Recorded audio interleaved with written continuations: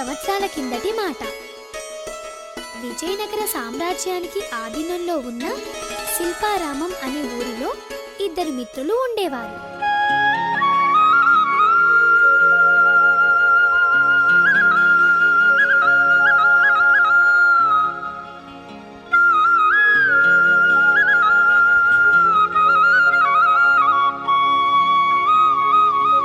ఒకరు నరసింహుడు,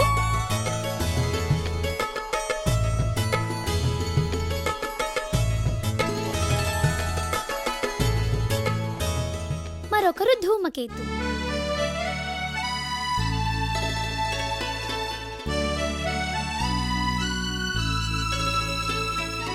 వీరు మంచి మిత్రులే కాదు, మంచి వ్యాపారస్తులు కూడా.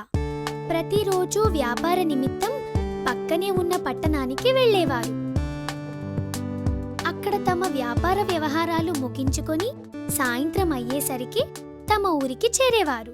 ఇది వారి దినచర్య.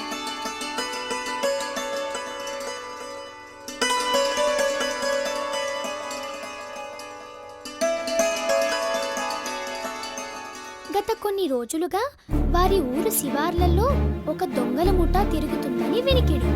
దొంగలు ఆ అడవి గుండా పోయే బాటసారులను, వ్యాపారస్తులను కొట్టి వారి నుండి డబ్బు, నగలు తీసుకొని వెళ్ళిపోయేవారు.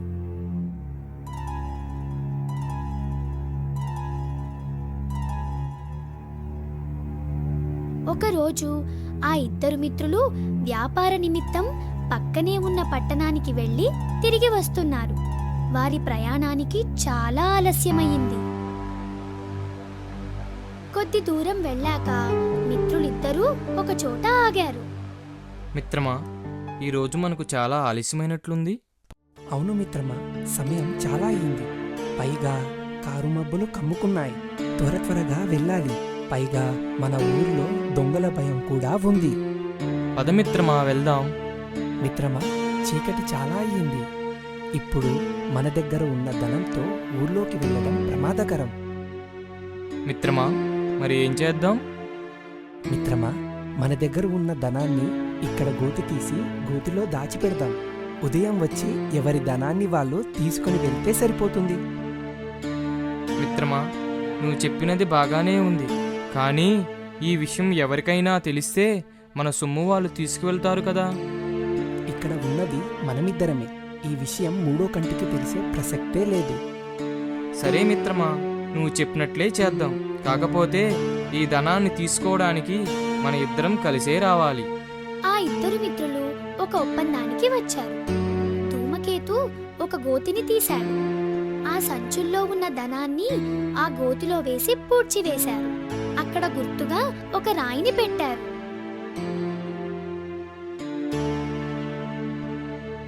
మిత్రమా, మన ధనాన్ని జాగ్రత్తగా దాచిపెట్టాను. రేపు ఉదయం ఇద్దరం వచ్చి తీసుకువెళ్దాం. ఇక్కడ ఉన్న రాయి మనకు గుర్తు. ఈ రాయిని మనం గుర్తుగా పెట్టలేం. అది ఎక్కడికైనా మార్చుకోవచ్చు. మరి గుర్తుగా ఏం పెడదాం? ఈ చెట్టును పెడదాం. ఈ చెట్టు మన ధనానికి సాక్ష్యం. సరే మిత్రమా. ఆ ధనాన్ని అక్కడ దాచిపెట్టి ఆ మిత్రులిద్దరూ తమ తమ ఇళ్లకు వెళ్ళిపోయారు. ఉరుములు, మెరుపులు, భారీగా వర్షం కురవసాగింది.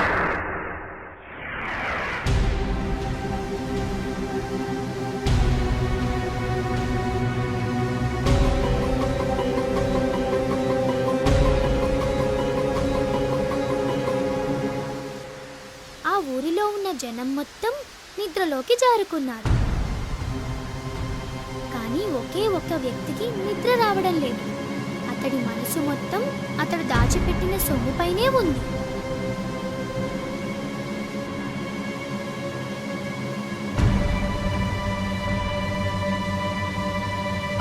నాకు నిద్ర రావడం లేదు. నా మనసు మొత్తం దాచిపెట్టిన ధనంపైనే ఉంది. మా ఒప్పందం ప్రకారం ఉదయం వెళ్తే ఎవరి సొమ్ము వారికి దొరుకుతుంది. అది నాకు సరిపోదు.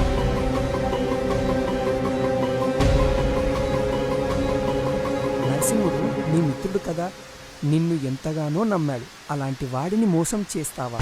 అవును, నమ్మినవన్నే కదా మోసం చేయగలం. అయినా నన్ను నమ్మడం వాడి మూర్ఖత్వం. ఆ తాత్కాలిక ధనం కోసం ఎన్నో ఏళ్లుగా ఉన్న మీ స్నేహాన్ని వదులుకుంటావా? నాకు స్నేహం కన్నా డబ్బు ముఖ్యం. ధూమకేతు ఆ వర్షంలో ధనం దాచిన చోటికి వెళ్ళాడు. ఆ గోతిని తవ్వి అందులో ఉన్న డబ్బు సంచులను తీసుకొని తన ఇంటికి వచ్చాడు. ఆ ధనాన్ని చూసి మురిసిపోయాడు ధూమకేతు.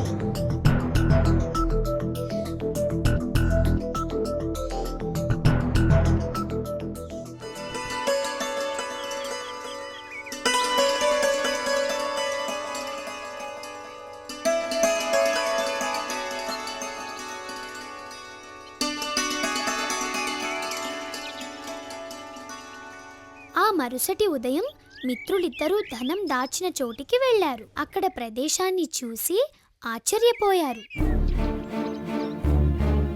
అక్కడ ధనం లేదు. ఆ గోతిలో నీళ్లు ఉన్నాయి. ఆ డబ్బును రాత్రే దొంగలించారని నరసింహుడికి అర్థమైంది. వారిద్దరూ ఒకరినొకరు నిందించుకొని ఆ దేశాన్ని పరిపాలిస్తున్న రాజు దగ్గరికి వెళ్లారు.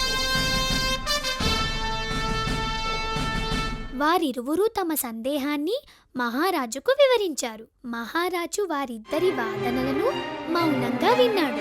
వారు తమ ధనాన్ని దాచిన చోటికి వారిని తీసుకొని వెళ్ళాడు. మహారాజా, నరసింహుడే ఆ ధనాన్ని దొంగిలించాడు. లేదు మహారాజా, ధూమకేతువే ఈ పని చేసి ఉంటాడు.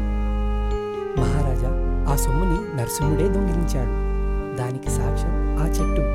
కావాలంటే ఆ చెట్టునే అడగండి. అవును మహారాజా, కావలిస్తే అడగండి.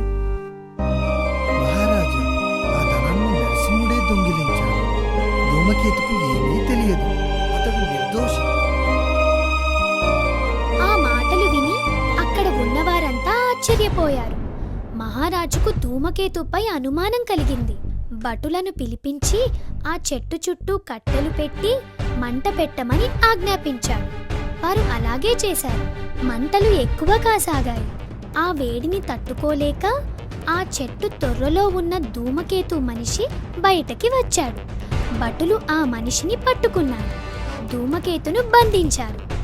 ఒక దుష్టుని స్నేహితుడిగా భావించినందుకు నరసింహుడు బాధపడ్డాడు. మహారాజు నరసింహుడికి తన సొమ్ముని ఇప్పించాడు. నరసింహుడు తన ఇంటికి వెళ్ళిపోయాడు.